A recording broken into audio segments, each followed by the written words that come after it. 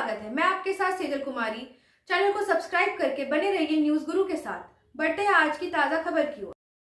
पाकिस्तानी नागरिकों की तलाश में मांग को लेकर जिला शासक कार्यालय पर विरोध प्रदर्शन। आसनसोल शिल्पांचल की भाजपा कार्यकर्ताओं ने आसनसोल के जुलूस निकाल और पाकिस्तानी नागरिकों की पहचान की मांग को लेकर जिला शासक कार्यालय पर किया विरोध प्रदर्शन। उन्होंने जिला शासक कार्यालय के सामने एक सभा की और जिला शासक तथा प्रशासन से अनुरोध किया कि वे उन पाकिस्तानी नागरिकों की पहचान करें जो वीजा अवधि समाप्त होने के बाद भी अवैध रूप से रह रहे तथा उनके स्वदेश वापसी की व्यवस्था करें।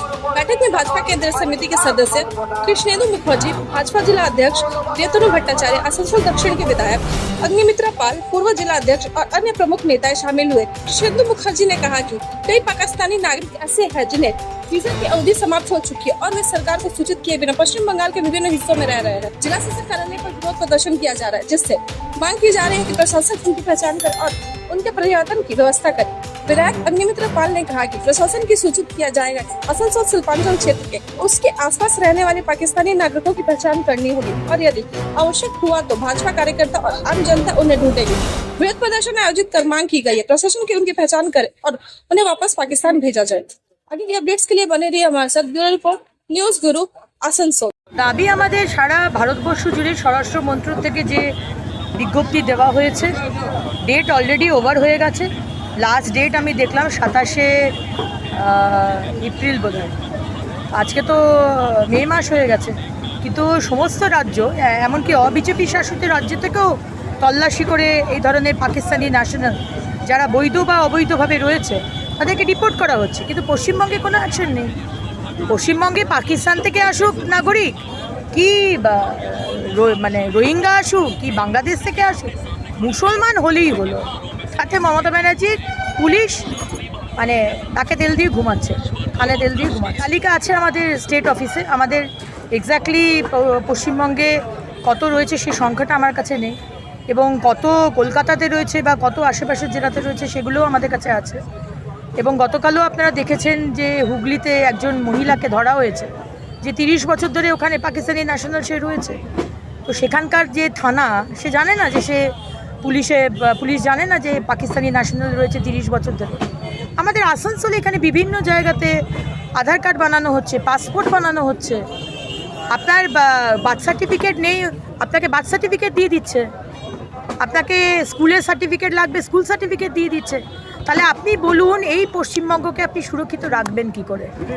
আর যে কেউ ইন্টারন্যাশনাল বর্ডার নেই, সে বর্ডার দিয়ে ঢুকে যাচ্ছে। আজকে 72টা বিএসএফের জমি আমরা চেয়েছি, মুখ্যমন্ত্রী দেয়নি। কেন দেননি? এই কারণেই যে যাতে ওখান থেকে লোক ঢোকে, ইলিগাল ইমিগ্রেন্টস ঢোকার পর তাদের তৃণমূলের জনপ্রতিনিধিরা পেপার বানিয়ে দিচ্ছে। আর এখানে আসানসোলের মধ্যে হচ্ছে, আসানসোলে যদি হয় তার মানে সারা পশ্চিমবঙ্গে হচ্ছে। তো সিপিকে জানেন না, আসানসোল দক্ষিণের পুলিশ জানে না, আসানসোল নর্থের পুলিশ জানে না, সব জানে। মুসলমান হলেই হলো, এখানে কোনো ধরা নেই, কিছু নেই। কিন্তু এবার আমরা স্ট্রিক্ট অ্যাকশন নেব। স্বরাষ্ট্র মন্ত্রক থেকেও বলা হচ্ছে 26 জনের মৃত্যু হয়েছে, এগুলো মানা যাবে না। রাজ্য থেকে তো কোনো রকমই প্রক্রিয়া দেখা যায়নি, কারণ তো দেখবেনই না। আজকে মুর্শিদাবাদে 8 তারিখে ঘটনা ঘটলো, আজকে 1 মাস বাদে মুখ্যমন্ত্রী যাচ্ছেন, তিনি পা দুলিয়ে দুলিয়ে গান শুনছেন জগন্নাথের কালচারাল সেন্টারে। এই মুখ্যমন্ত্রীকে মানা যায়? আজকে উনি জগন্নাথ দেবের মন্দির তৈরি করছেন, বলছেন মন্দির, ওটা মন্দির নয়, কিন্তু হিন্দু ভোট পাওয়ার জন্য। আর এদিকে আমাদের 14 জন জ্বলন্ত যৌতুকগৃহে তারা পুড়ে মারা গেল কলকাতায়। কি করে মারা গেল? আজকে মেয়র ফিরাদ সুরাবাদি হাকিম এবং তার Kolkata municipal corporation paper permission দিয়েছে, 4 তলা 10 তলা করে দিয়েছে। এমার্জেন্সি দরজার সামনে পাথর সিমেন্ট পড়ে আজকে রেস্টুরেন্টটাকে বার বানিয়ে দিয়েছে। কি করে হলো? কি করে বানালো? তৃণমূলের নেতা হোক, মন্ত্রী হোক, মুখ্যমন্ত্রী হোক, আপনাকে শুধু ঘোষ দিতে হবে, আপনার কাজ হয়ে যাবে। সেটাই হচ্ছে পশ্চিমবঙ্গে। এগুলো আমাদের শুধু আমরা শুধু অসুরক্ষিত নয়, শুধু হিন্দুরা নয়, সবাই পশ্চিমবঙ্গের সমস্ত মানুষ আজকে তাদের সুরক্ষা নেই। এবং আমরা সারা ভারতবর্ষের মানুষের যে প্রাণ মানে সুরক্ষা, সেটাও আমরা সংকটে দিচ্ছি। কারণ এখান থেকে সব ঢুকছে, গুজরাটে ধরছে ইলিগাল ইমিগ্রেন্ট, বলছে কোথা থেকে এসছে, বলছে পশ্চিমবঙ্গ থেকে। রাজস্থানে ধরছে, বলছে কোথা থেকে এসছে, বলছে পশ্চিমবঙ্গ থেকে বানিয়ে দিচ্ছে। তাহলে এই মুখ্যমন্ত্রীকে এক মিনিটও আর এই চেয়ারে বসে থাকার নৈতিক অধিকার। আজকে যে হরগোবিন্দ দাস চন্দন দাসের পরিবারকে বিধাননগরে নিয়ে এসে রাখা হয়েছিল, সেখানে পুলিশ জোর জবরদস্তি দরজা ভেঙে ঢুকে তাদেরকে ধরে নিয়ে যাবে। এ কোন রাজ্যে বাস করছি আমরা?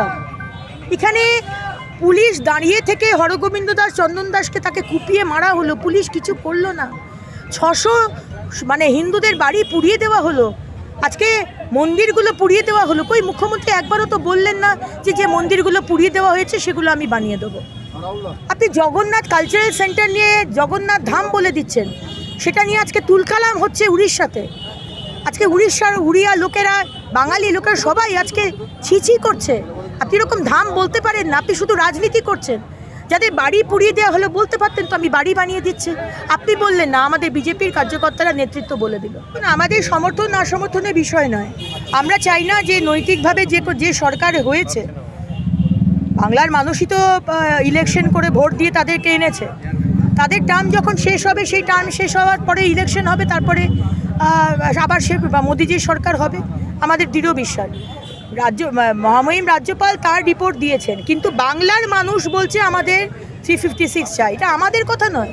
আপনি পানের দোকানে গিয়ে জিজ্ঞেস করুন, গরিব মানুষ, সে একই কথা বলবে। আপনি ঠেলাওয়ালাকে জিজ্ঞেস করুন, সেও একই কথা বলবে যে ইলেকশন এই অবস্থায় ইলেকশন হতে পারে না, পশ্চিমবঙ্গ অন্য রাজ্যের সাথে মেলালে চলবে না।